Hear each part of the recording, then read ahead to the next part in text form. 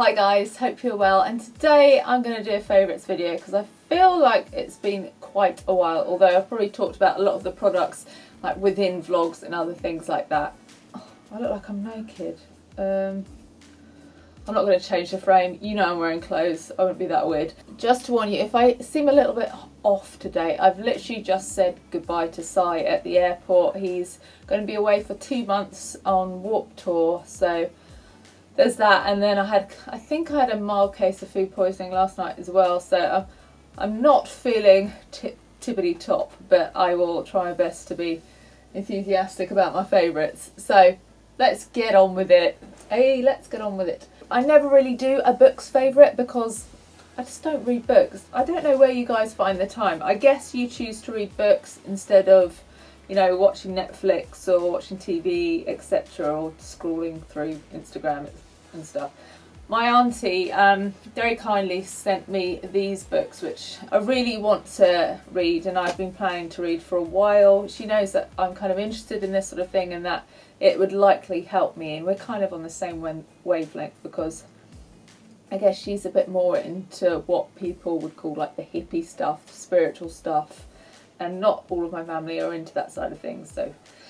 So the book I really want to get stuck into is The Power of Now, because I've had so many great things about it, and just the title alone suggests that it's going to help me live in the present a bit more rather than dwelling on the past and worrying about the future. Then The Miracle of Mindfulness. As you guys know, I did an introduction to a mindfulness course, and it definitely seemed like something that I should immerse myself in a bit more. And then Practicing the Power of Now. So I guess that is kind of a good one to follow on from the Power of Now book. And then Wherever You Go, There You Are. Mindfulness meditation for everyday life. So that sounds just as useful. So those are the books I'm going to try and read, and obviously I'll give you feedback on the ones that kind of did something for me or that I would recommend. So that's books done. So films. This month I've been to the cinema a few times. My memory is terrible, so I'm not sure I've remembered all of them, but I saw Me Before You. I went to the screening of that with some other YouTubers, and it was devastating. I can't tell you too much about it without ruining it, but it's about a rich, successful, very outdoorsy guy that has an accident and he ends up disabled from, I think it's from the neck down. And then he gets a new carer, a new kind of home assistant in the form of Emilia Clarke, who you'll know from Game of Thrones. And I'm not going to tell you anymore. But if you like to have a really good cry and get soggy with tears, then this is the movie for you. I know there's been a lot of controversy about it because people who have dealt with these issues themselves aren't a fan of perhaps a film as large as this scale kind of concentrating on that side of things. Oh, it's hard to talk about without going into it. If you Google the film, you'll find out about, you know, the protests against it. I saw Nice Guys this last week, which is with Ryan Gosling and Russell Crowe, and that's kind of a 1970s buddy cop type story. Very tongue-in-cheek, very silly at times, lots of swear words, the odd booby. It's really nice to see Ryan Gosling in a comedic role again, because I really liked him in Crazy Stupid Love, and I could tell there that he had really good comic timing and he could be amusing as well as being, you know, sexy and romantic, dark and brooding. Like, it proved that he's kind of a multifaceted actor. There are some moments that a lot of people are laughing out loud at the cinema. It's not like my favourite movie ever, but it definitely made me laugh quite a few times. And we took Si's mum, and she came out saying she had so much fun. So for us, that was a big win, because that's all we want to do is to make her happy. So that made us very happy. On Netflix, really enjoyed the film Labour Day, which has Kate Winslet and, is it Josh Brolin? I think so. He's the guy that played the older brother in Goonies, the one that was always doing keep fit stuff. It's one of those films where it's not particularly fast paced, not a lot of stuff happens, but you're engrossed in the characters. It's just incredibly well acted, and you cared for the characters and you wanted a certain thing to happen with the characters. I just really enjoyed it. It was one of those nice surprises, and I've actually watched it twice. I've also been enjoying embracing nostalgia on Netflix. So I've been watching Mystic Pizza, which I think was either the first or one of the first Julia Roberts performances. TV wise, what have I been watching? I've been watching 2 or 3 matches of football a day and loving it. For me, I love a summer where there's sport on. Obviously this one's been marred by the incidences that have happened, and that's such a shame, because sport, music, all these things should unite. It shouldn't be a reason for, you know, fighting and hatred and stuff like that. So that's a shame, but I have been enjoying the football. Interview with a Murderer on Channel 4, I think it's still on 4OD. I'm really fascinated into things that delve into the minds of criminals and psychopaths and things like that. I don't know, it just really fascinates me, and also scares me as well, particularly when you think of someone you know and then you think they're ticking off a lot of these boxes. The first episode of the 4th series of Orange is the New Black, and I've got to say I was a little bit disappointed. Found myself being distracted and not totally into it, but I'm sure I'll get back into it again and start enjoying it. Other people that have blitzed the whole new series have said it's superb, so fingers crossed there. Always binging on Louis Theroux. I just watch them over and over. Same goes for The Trip, which is Steve Coogan and Rob Brydon.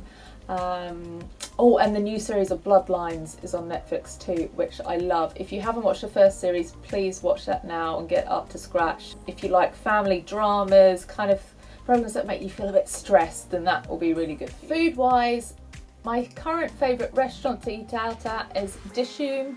I used to bang on about this place for ages, and Si would never be the one that was with me when I was eating there, so he used to get so annoyed with me because I'd send him these pictures and he'd be like, oh man, that looks amazing. But he's finally gone, and now he's got the bug too, and I think we've ended up going loads of times in a short space of time because it's just so incredibly yummy. Basically it's a Bombay style cafe, so it's Indian cuisine but not your typical curry house. It's more, I don't know, it feels more higher end, it's more inventive. I don't know, we end up getting a lot of small dishes like gunpowder potato,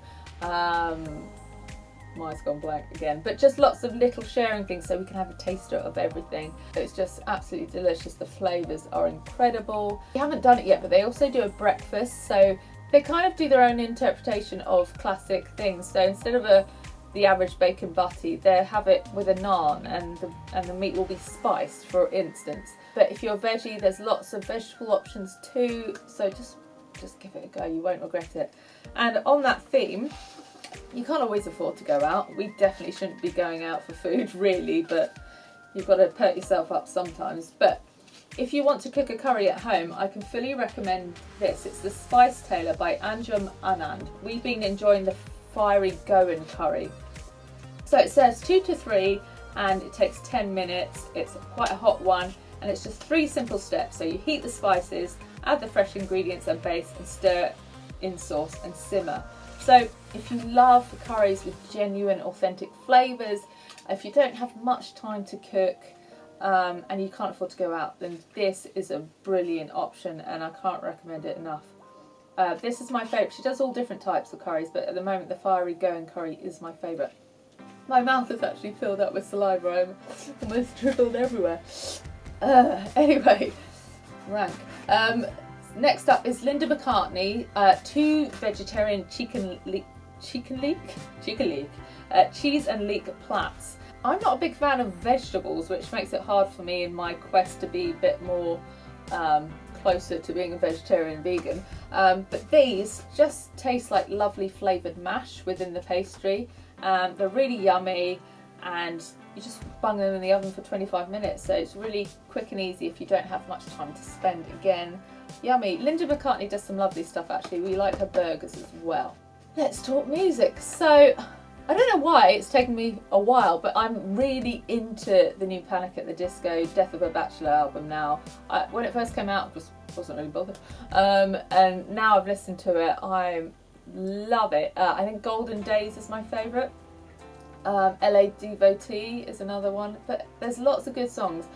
I'm going to be honest, I don't think it's an album for everyone. I think some people find it too theatrical, they find it a bit too kind of musical theatre, cabaret, but I like that, you know, it's a bit kind of, oh, do you know what I mean, jazz hands. I like that, and I like the different influences in there. Sometimes it sounds like it could be in the Gatsby era, and sometimes it's like smooth jazz club. I just think it's really fun, and it's great to sing along to. And he's so talented, like he can do everything, that Brendan Urie. Also went to the Deftones concert, which was probably my favourite concert I've been to this month. It was at Wembley, and just incredible. I think they've just cemented the fact not only that they're an incredible band, but they're probably my favourite band. I know they've taken a bit of a knock lately because a lot of people don't think their latest album is their finest work. It's called Gore, if you didn't know. And I agree, it's not probably their best work, but I still think there's a lot of things to merit within it. There's some really great tracks within it, and I think probably it's not one of those instant ones. It's probably one of those grows, and actually kind of nicer as a kind of a background sound rather than those massive anthems. The revelation from the Deftones gig was actually Black Peaks. Now, I've really liked listening to Black Peaks for the last year or so, but I don't think I've actually seen them live till I saw them at Wembley, and they blew my mind.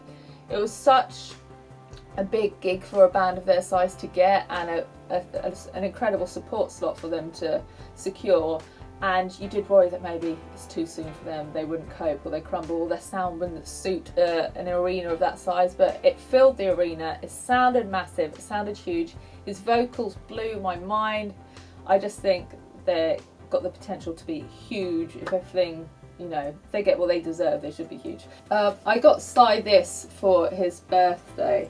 It just reminded me, like, you can't really tire of Michael Jackson, and no one will really ever come close to Michael Jackson. And how incredible is this artwork? I mean, as album covers go, am I in shot? I mean, that is so sick, as the kids say. So cool. Obviously, I've been listening to a lot of Young Gun's new album, which obviously isn't out there yet, but you know, when they're having to decide on the mixes and what's going to be the singles and stuff like that, I get to hear the songs quite a lot. Luckily, I like their music, otherwise it would be a bloody nightmare, but I really hope you guys are going to love it. There's some amazing songs on the album, so I'm really excited for you to hear that. Actually, being in the industry I have and making the friends I have over the years, it quite often means that I'm lucky enough to hear songs in their very early stages when bands have just had their first stint in the studio, or even when they're demoing things, and sometimes they want me to listen to give my point of view, which is sometimes really scary because you hope that your face isn't giving away what you're thinking, because sometimes they're there when they play it to you. But it's quite a privilege to hear these songs by certain bands in their kind of earliest form. In the last few months I've heard, I can't say anything, I'm not allowed to say, but I've heard some new music by some pretty big bands, and I'm so excited, but I think some of them aren't going to be out till next year, annoyingly. But some songs by a pop punk legendary band with an album coming out soon, return to form, you're going to love it, that's all I'm going to say. Another music thing I have to mention is Architects. Hopefully you'll know that they're one of the best alternative bands in the UK, period. They've got a new album out now.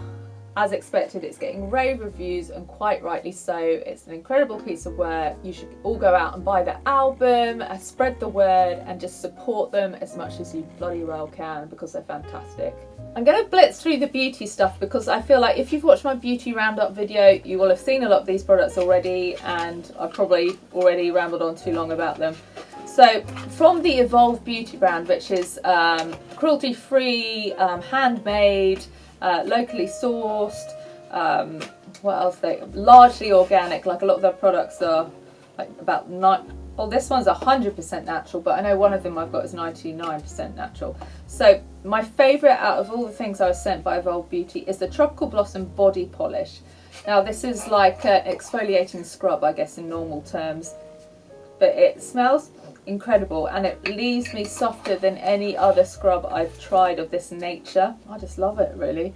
So you just massage onto dry skin, paying special attention to elbows and knees. Apply warm water to transform into a rich creamy milk, and it does turn into a milky kind of look of droplets on your skin when it's mixed with water, but you are left with really smooth skin, and it lasts a lot longer than others, because I think some others you feel like it's smoother because it's left a residue, it's left an oil, whereas this one I think genuinely changes your skin, so the skin is actually softer. Annoyingly, this is now almost empty, but this is the L'Oreal Professional Techni Art Morning After Dust, and it's an invisible dry shampoo, Stylebible and blow dry extender.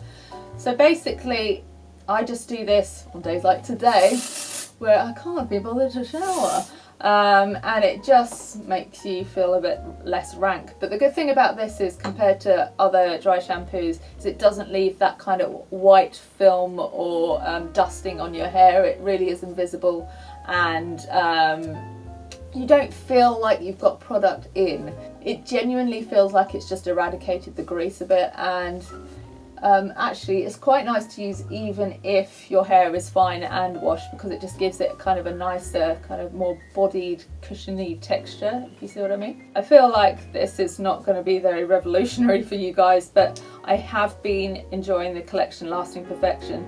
Till now I've been using number 3 because it's all that was in store, and it's slightly too dark in certain areas, like on this part of my face, but yesterday I was able to get number 1, the Fair, and I found that being able to mix these two together and use the light one for under my eyes and just on, you know, darkened areas of my face, it is really good, and it's made me look a lot less tired and in need of plastic surgery basically. And they really are as good as everyone says, like so thick and creamy, and the coverage is incredible. I kind of wish there was a foundation that was that kind of flawless making. Is that a word? Don't know. Lips wise, I've liked the deluxe lipsticks by Collection, and Bonnie 08 is probably my favourite. It's this kind of, can you see that? As you can see, it's not like really dark or really opaque a colour, but it is really buildable. So you can go for the more of the sheen of purple, or you can go for the more bold purple if you like. From Jenim's collection with Colourpop, I really love Generation X, which is the matte red, which just has kind of a hint of like an orange tinge to it, which makes it great for summer. Unfortunately, I've lost the lip stain at the moment, so I'm sure I'd love that one too, but I can't find it.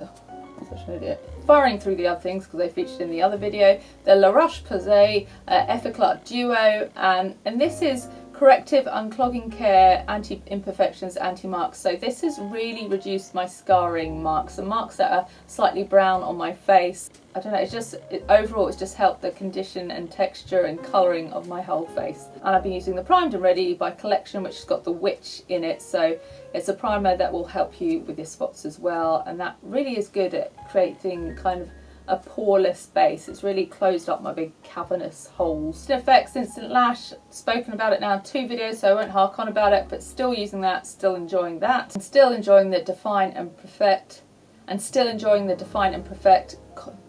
I can't say this, still enjoying the Define and Perfect eyebrow powder, I think it is, by Collection. That's still really good. Fashion. So I've had a couple of events lately that have required me to be a little bit hoisted up, or just try and look a bit elegant really. So I had to buy something that resembled a heel or an evening shoe, and I found these in New Look. They were under 20 quid, I can't remember exactly. Size 3, I've shrunk, and they're just wedges, because wedges are so much easier to walk in, particularly if you know that whatever you're going to involves walking. So I had to walk through London for a little while and do the tube and stuff, so it had to be a wedge, and they're not too heavily strapped, so they won't give you the appearance of having kind of squat or chunky ankles or legs. I think they're quite simple, elegant, and I think they're kind of a good all-rounder summer shoe. So the hunt for sunglasses that suit my face and don't look ridiculous has been, well, a long quest, shall we say. I found these ones in Urban Outfitters that didn't make me want to hide in a sack in the dark for ages. I think they're alright. Oh, now I'm looking in the thing, I'm thinking, are they alright? But I mean, they're not laughably bad, even if they're not ideal, but they're better than what I found. So they're Urban Outfitters. They're kind of an aqua green rim there. But also, I found these on holiday when I was in Mallorca on that press trip. And I think these are all okay too if you wanted ones that had coloured lenses. And what I wanted to say to you guys was, you know, I think sometimes us bloggers make you think that you've got to buy certain brands because only certain brands are cool, or, you know, you should be getting the brands that everyone's wearing. But these are from one of these touristy shops, you know, that sell sun cream and straw hats and lilos and rubber rings and stuff, and they were €8, and I think they're fine. They do the job, and you're not going to worry if you leave them on the beach or if you leave them on the train. So I just say, find ones you like, find ones that suit your face and make you feel alright, and that's the main thing, isn't it? Talking of Mallorca, this bag from Gandy's came in extremely useful. It's kind of a day bag, a travel bag and a beach bag. It's roomy enough for towels and all your gubbins. It's got the long strap or this strap, and the good thing about Gandy's is the money goes towards a good cause. It was set up by two guys that lost their parents in the tsunami, and the money goes to orphanage and orphanage projects and stuff like that, or at least a percentage does. So when you're making a purchase, you're doing something really good as well, so that's really nice. I think that's it, otherwise it will be too long again and I'll get told off again for putting up too long of videos. So I'll go now. I hope you've all had a lovely weekend. Hope you're all in good spirits despite everything that's going on in the world. It's really hard, I know, to kind of feel optimistic and encouraged by what we're seeing at the moment, but there are a lot of good people in the world, and it's just a sad minority of people that are ruining things. So let's stick together, encourage each other, support each other, and try and make the world as nice as possible, I guess. So yeah, thanks for watching, and I'll see you soon.